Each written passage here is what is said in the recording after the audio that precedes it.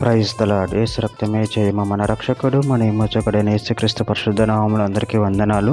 చిన్న ప్రార్థన ద్వారా ఉదయకాల వాక్య ధ్యానం చేసుకుందాము. పరిశుద్ధుడ మహాగణుడైన దేవ యేసయ్య, సర్వాధికారినైనా మీకు వేలాది వందనములు, కృతజ్ఞత స్తుతి స్తోత్రం చెల్లించుకుంటున్నాను. దేవ ఉదయకాలం ప్రభు వాక్య భాగం ధ్యానిస్తుండగా వాక్య భాగం మాకు అర్థమవుట్లు సహాయం చేసి మీ కృపలో బలపరిచి మీకు మాదిరిగా మమ్మల్ని నడిపించమని ఈ చిన్న ప్రార్థన ప్రభు యేసుక్రీస్తు పరిశుద్ధ నామములో అడిగి వేడుకుంటున్నాను తండ్రి. Amen amen. సామెతల గ్రంథం 19వ అధ్యాయం 8వ వచనం. బుద్ధి సంపాదించుకున్నవాడు తన ప్రాణములకు ఉపకారి, వివేచనను లక్ష్యం చేయువాడు మేలు పొందును. ఆమెన్. దేవుడి వాక్య భాగం దీవించును గాక.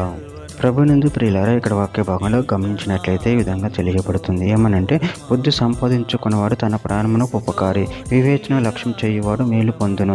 అదేవిధంగా వాక్య భాగంలో గమనించినట్లయితే పేతురు రాసిన మొదటి పత్రిక 3వ అధ్యాయం 10వ వచనంలో, జీవమును ప్రేమించి మంచి ధనమును చూడగోరువాడు చెడ్డదాన్యాన్ని పలకకుండా తన నాలుకను కపటపు మాటలు పలకకుండా తన పెదవులను కాచుకొనవలెను. సామెతల గ్రంథం 3వ అధ్యాయం 21వ వచనం, నా కుమారుడు అలస్యైన జ్ఞానం వివేచనను భద్రం చేసుకొనుము, వాటిని కనుల ఎదుటి నుండి తొలగిపోనీయకము.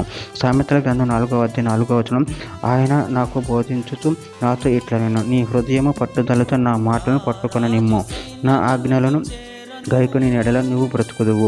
సామెతల గ్రంథం 4వ అధ్యాయం 6వ వచనం, జ్ఞానమును వెడక ఉండిన ఎడల అది నిన్ను కాపాడును, దాన్ని ప్రేమించిన ఎడల అది నిన్ను రక్షించును. సామెతల గ్రంథం 4వ అధ్యాయం 21వ వచనం, నీ కన్నుల ఎదుటి నుండి వాటిని తొలగిపోనీయకము, నీ హృదయమందు వాటిని భద్రము చేసుకొనుము.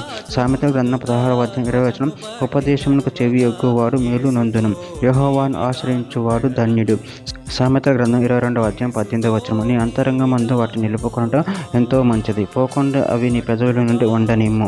యోహాను సువార్త 14వ అధ్యాయం 21వ వచనం, నా ఆజ్ఞలను అంగీకరించి వాటిని గైకొనువాడు నన్ను ప్రేమించువాడు, నన్ను ప్రేమించువాడు నా తండ్రి వలన ప్రేమింపబడును, నేనును వాని ప్రేమించి వానికి నన్ను కనపరుచుకుందునని చెప్పెను. సామెతల గ్రంథం 10వ అధ్యాయం 14వ వచనం, జ్ఞానులు జ్ఞానమును సమకూర్చుకొందురు, మూఢుల నోరు అప్పుడే నాశనం చేయును.